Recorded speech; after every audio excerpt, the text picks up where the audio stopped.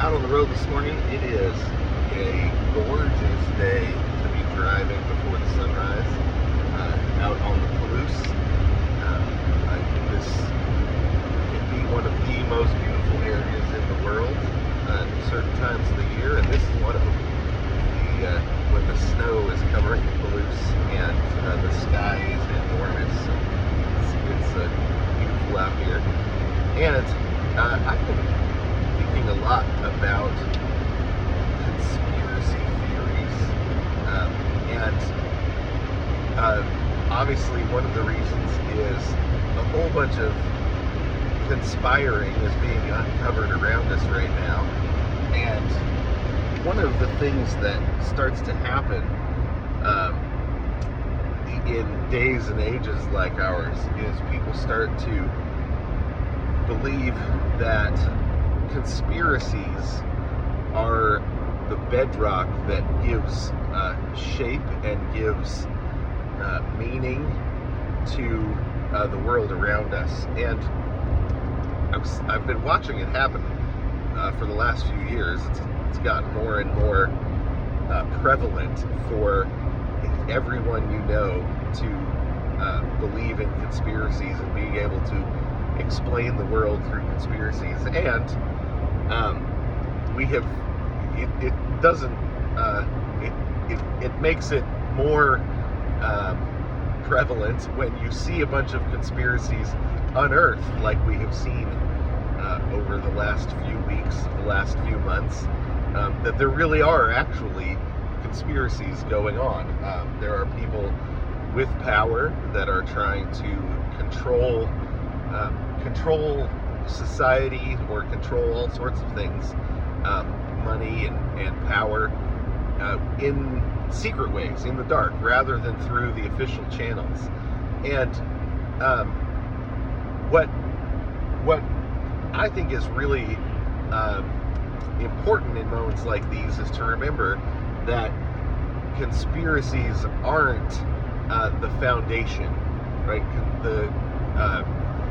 And what I mean by that is you start to look around and say, and start looking for conspiracies. Oh, there's one, or there's one, thinking that the reason, the thing that gives meaning to the world is conspiracies, because we live in a very chaotic time.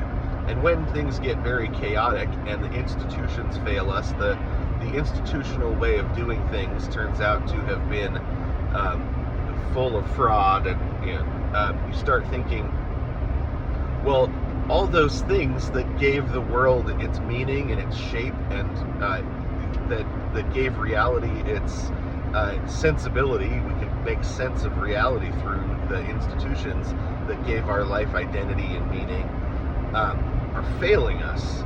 So there has to be some other deeper reason.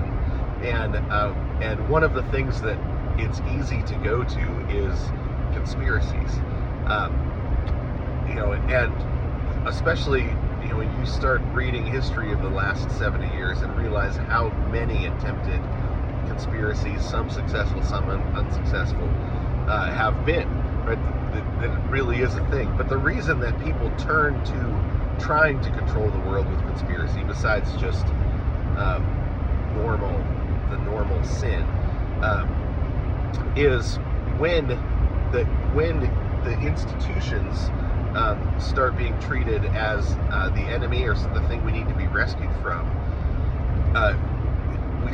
People start looking for some other way to control the world, because it's just unacceptable for the world to be out of control and to be meaningless. Man, I wish you guys could see how beautiful it is out here this morning.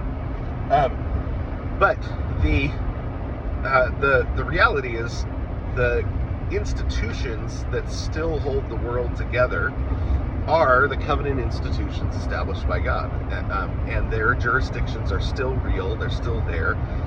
The family, the state, and the church, and then the individual are all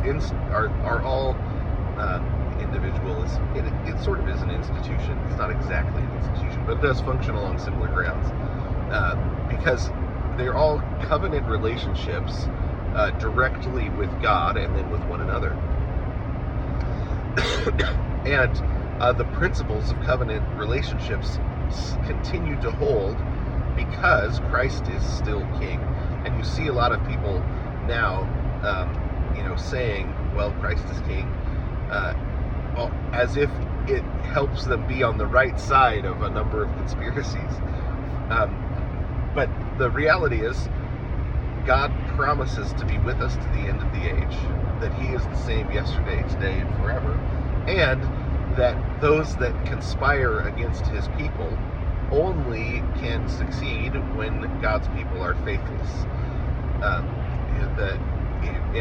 This is part of the curses, the blessings and curses in Deuteronomy, is when we are faithless with the Lord. One of the curses that comes upon us is the 1,000 are turned by 10. That the 10,000 are turned by 100. Right? When you have overwhelming numbers, but the conspiracy works against you, and you're turned by a small group. Well, that's, Deuteronomy says that is that happens when we aren't faithfully serving the Lord. We aren't faithfully worshiping the Lord. We aren't faithfully. We aren't trusting the Lord. And I think that principle, and then what we do is we normalize that principle. We normalize that. So rather than repenting and saying, "Whoa, where do we need to turn back to the Lord? Where have we misused the word sacraments? Where have we not worshipped the Lord? Where have we trusted in other gods?" Rather than turning from our idolatry, we turn it into a kind of natural law. The world runs on conspiracies because this one was successful or that one was successful, or there's people trying to do them all over the place. And it doesn't take away the fact that people are trying to do them all over the place. But what it does is it shows us that the shape of reality is actually based on the covenants of the Lord, and that faithfulness to the Lord, right? Trusting in him and doing what he calls us to do, all of those things is actually what gives shape to society and gives shape to the world around us, and not the conspiracies. The conspiracies are alien to the way God does things. It's not the way God tells us to do things. So, but then also that means that there's all sorts of, oh my gosh, the sunrise is so gorgeous this morning. I don't know if you're watching, if you can see how incredible that is. But the shape of that reality takes is based on whether or not we are trusting in the Lord, whether or not, and there are a lot of things that God is doing that don't make the news. So when we only look at when we get all of our news just simply straight from the news sources, there's a lot of things that God is doing that aren't going to make the news. The same sort of way that all throughout history, there's times when it looks like things suddenly change, and you go, well, where did that all come from? God brings in all sorts of blessings at times, and you didn't see it coming. But that's because God's work often doesn't.